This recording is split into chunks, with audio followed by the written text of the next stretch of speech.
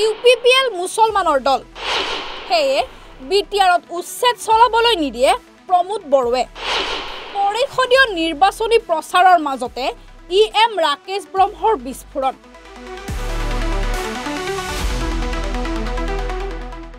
বৰমাত UPPL দলৰ এক যোগদান কাৰ্যসূচীত অংশলৈ UPPL দলৰ মুখপাত্ৰ তথা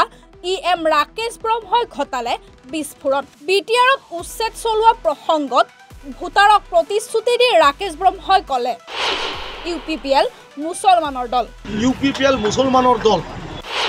সেয়ে বিটিআৰত উচ্ছেদ চলাবলৈ নিদিয়ে প্ৰমোদ বড়োৱে আৰু মুছলমানৰ এটা ইঞ্চি মাটিও কোনো দিনো UPPL থাকলে উচ্ছেদ নহয় মুছলপুৰ সমষ্টিৰ পৰা পৰিষদীয় নিৰ্বাচনত প্ৰাৰ্থিত্ব লাভ কৰা EM ৰাকেশ ব্ৰহ্মৰ মতে মুছলপুৰ পৰিষদীয় সমষ্টিত তেখেতে UPPL BPF কিংবা বিজেপিৰ প্ৰাৰ্থী তেওঁৰ বিপক্ষত অন্য কোনো প্ৰতিদ্বন্দ্বী নাই প্ৰমোদ বড়োৰ নেতৃত্বত বিটিআৰত বহুত উন্নয়ন হৈছে মুছলমানৰ কাৰণে বিটিআৰত 15টা স্থানত হজ ভৱন নিৰ্মাণ কৰিছে প্ৰমোদ বড়োৱে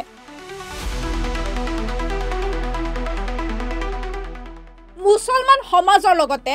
বিটিআৰত বসবাস কৰা 26টাকৈ জাতি জনগোষ্ঠীৰ লোকে প্ৰমোদ বড়োক বিচাৰে বুলি মন্তব্য কৰে ৰাকেশ ব্ৰহ্মই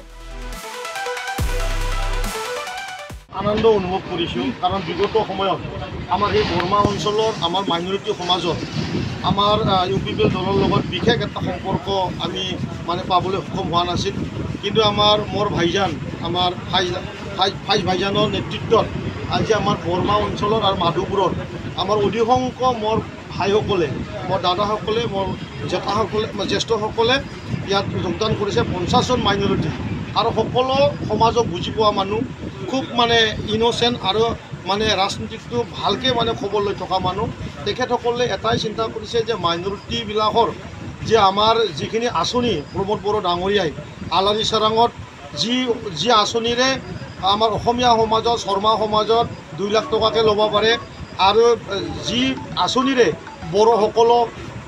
বাথৌ থানচালিত পইচা ল'ব পাৰে 2 লাখ টকাকৈ আলাৰী চাৰাং আৰু এই আঁচনিৰে আলাৰী চাৰাঙিতে আজি মছজিদতো 2 লাখ টকাকৈ দিয়া যি আমাৰ আঁচনি আলাৰী চাৰাং এই কথাটো তেখেতসকলেও গম পাইছে আৰু বিশেষ কৰি 5টা ডিষ্ট্ৰিক্টত 5 কোটি কৰি যোনটো আমি হজ ভৱন নিৰ্মাণ কৰিছোঁ সেই কথা বাৰ্তাবিলাক এতিয়া ৰাইজে আস্তে আস্তে গম পাইছে যে 17 বছৰত হাগ্ৰামাই তেনেহ'লে আমাক কি দিছে ঘৰত গ'লে কোনোবা কোণাৰ পৰা পকেটৰ পৰা ওলাই খামত সোমাই 50 লাখ ধূলি মাৰি দিয়া ধূলি মাৰি পেলাই মানুহক মানে নৎসাত কৰা এই স্বভাৱবিলাক ৰাইজে এতিয়া অনুভৱ কৰিছে এইকাৰণে প্ৰমোদ বড়োৰ হাতটো শক্তিশালী কৰাৰ কাৰণে আৰু মছজিদৰ মাটিৰ সুৰক্ষাৰ কাৰণে কবৰস্থানৰ মাটিৰ সুৰক্ষাৰ কাৰণে মুছলমানৰ সুৰক্ষাৰ কাৰণে তেখেতসকলে UPPL দলক বাছি লৈছে আৰু আমি প্ৰতিশ্ৰুতি দিছোঁ যেতিয়ালৈ আমাৰ UPPL দল থাকিব আমি বাৰে বাৰে কৈছোঁ UPPL মুছলমানৰ দল UPPLৰ মুছলমানৰ দল আৰু এই মুছলমানৰ দলেৰে আমি আগন্তুক সময়ত আমাৰ মাটি বাৰী আমি সুৰক্ষা কৰিম আৰু আমি এই দেশতে আমি সমান অধিকাৰ আমি ল'ম আৰু মুছলমানৰ এটা ইঞ্চি মাটিও কোনো দিনো UPPL থাকলে উচ্ছেদ নহয় সেই কথা বাৰ্তা মানে মোক অকল আলাৰী চাৰাং নহয় মই অলপ আগতে কৈছোঁ যে মই মোৰ সমষ্টি ক'ব নাযাওঁ আমাৰ বিটিআৰ অঞ্চলত আমাৰ ৰঞ্জিত বসুমতাৰী ডাঙৰীয়াই বিগত 5 বছৰৰ মুছলমানবিলাকৰ মাটিৰ যি ধৰণৰ সুৰক্ষা কৰিলে যি ধৰণৰ মাটিৰ পাত্তা দিলে কবৰস্থানৰ মাটি আমি 4 দিনৰ ভিতৰত কৰি দিছোঁ আমি 3 দিনৰ ভিতৰত ঈদগাহ ফিল কৰি দিছোঁ মানে আমাৰ মছজিদৰ যিকেইটা মানে মাটিৰ পাত্তা হোৱা নাছিল আমি 1 দিনৰ ভিতৰতো কৰা আমাৰ ৰেকৰ্ড আছে গতিকে মুছলমান সমাজে গম পাইছে যে মাটি যদি সুৰক্ষা হয় তে মানুহো সুৰক্ষা হয় গতিকে এই কথা লৈ পেলাই তেখেতসকলে আগবাঢ়ি আছে আৰু মোৰ বিশেষ কৰি মুছলপুৰ সমষ্টিত সমগ্ৰ আমাৰ 9000 ভোটাৰ্ছ আছে 9000ৰ ভিতৰত আমি আজি ক'ব পাৰোঁ 8,500 মুছলমানে মোক নিজৰ ভাই বুলি মানে মোক দাদা বুলি মানে মোক নিজৰ পুত্ৰ বুলি ভাবে আৰু মোক মোৰ মাসকলে মোৰ নিজৰ সন্তান বুলি ভাবে মোক খুব মৰম কৰে আৰু সেই মৰমৰে আমি আজি একত্ৰবদ্ধ হৈ পেলাই অহা নিৰ্বাচনত 50,000 ভোট মুছলপুৰবাসী ৰাইজে থিৰাং কৰিছে আৰু এইটো আমাৰ বিটিচিত বুলি নহয় আমাৰ অসমৰ এনি কাউন্সিল এই কাউন্সিলত মানে সবৰ চাই শ্ৰেষ্ঠ ভোট মুছলপুৰে বুৰঞ্জী বনাব এই কথাটোৱে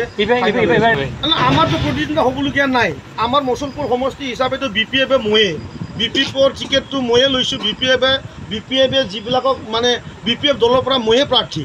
আৰু মোৰ BJP দলৰ পৰাই ময়ে প্ৰাৰ্থী UPPLতো মই প্ৰাৰ্থী গতিকে তিনিটা দলৰে ময়ে প্ৰাৰ্থী গতিকে ইয়াতে প্ৰতিদ্বন্দ্বিতা কাৰ লগত হ'ব মই অকলেই ইয়াতে বেলেগ মানুহ নাই সকলোকে নমস্কাৰ জনাইছোঁ যে আজি আমাৰ মুছলপুৰ সমষ্টিত আমাৰ গৰমাৰ মাছ মজিয়াৰ আমাৰ মদিয়ান বা মুছলিম সমাজৰ পৰা প্ৰায় 50জন আমাৰ মুছলিম ভাইয়ে ইয়াত যোগদান কৰিছে আমি এই যোগদান কৰাৰ কথাটো এইকাৰণে আমি আজি বুলি নহয় আজি কেইবা মাহ ধৰি আমাৰ এই অঞ্চলৰ যিখিনি মাইনৰিটি মানুহ আছে প্ৰায় এই দলত আহিছে গৰমাৰ মাছ মজিয়াত এইকেইজন অলপ আছিলে তেখেতসকলে অলপ চিন্তা কৰি আছিলে এতিয়া দেখিলে প্ৰমোদ বড়ো ডাঙৰীয়াৰ নেতৃত্বত ৰাকেশ ব্ৰহ্ম ডাঙৰীয়াৰ নেতৃত্বত ইয়াত মছজিদত মাটি দিয়া হৈছে ইয়াত মক্তাবত মাটি দিয়া হৈছে মছজিদত টকা দিয়া হৈছে মক্তাবত টকা দিয়া হৈছে মাদ্ৰাজাত টকা দিয়া হৈছে মাটিবিলাক মাদ্ৰাজা মছজিদ বা মক্তাবৰ যিবিলাক মাটি সেইবিলাক আগত যেহেতু ৰিজাৰ্ভ মাটি আছিল কিছুমান মাটি সেইবিলাক মাটি সম্পূৰ্ণ মছজিদৰ নামত দিয়া হৈছে মক্তাবৰ নামত দিয়া হৈছে মাদ্ৰাজাৰ নামত দিয়া হৈছে গতিকে সেইকাৰণে সকলো মাইনৰিটিৰ আমাৰ প্ৰায় 90 সংখ্যক মানুহ 90% মানুহ UPPL দলত আহিছে UPPL দলৰ যিখিনি কৰ্মৰাজি বা প্ৰমোদ বড়ো ডাঙৰীয়াৰ যিখিনি কৰ্মৰাজি যেনেকৈ হজ ভৱন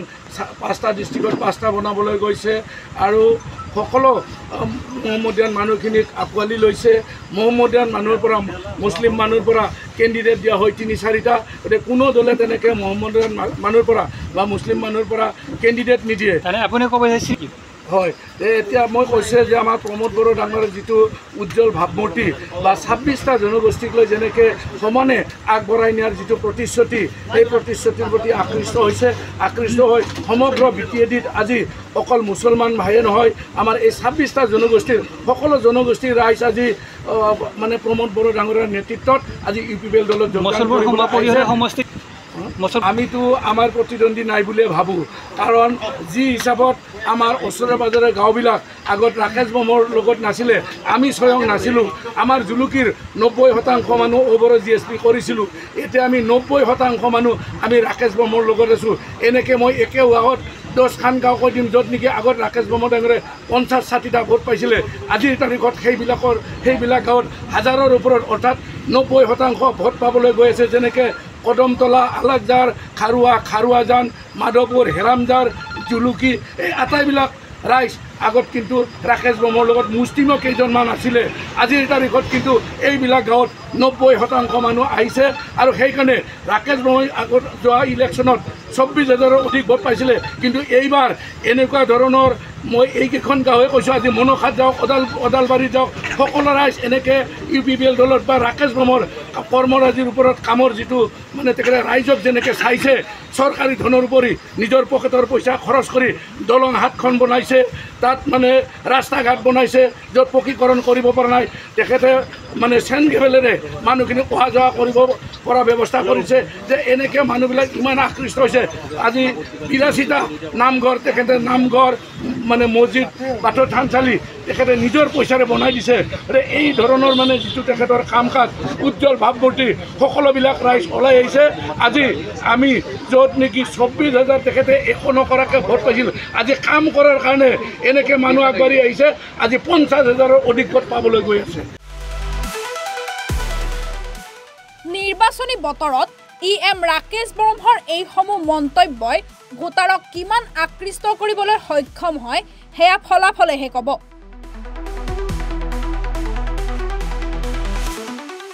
news desk report Republic north east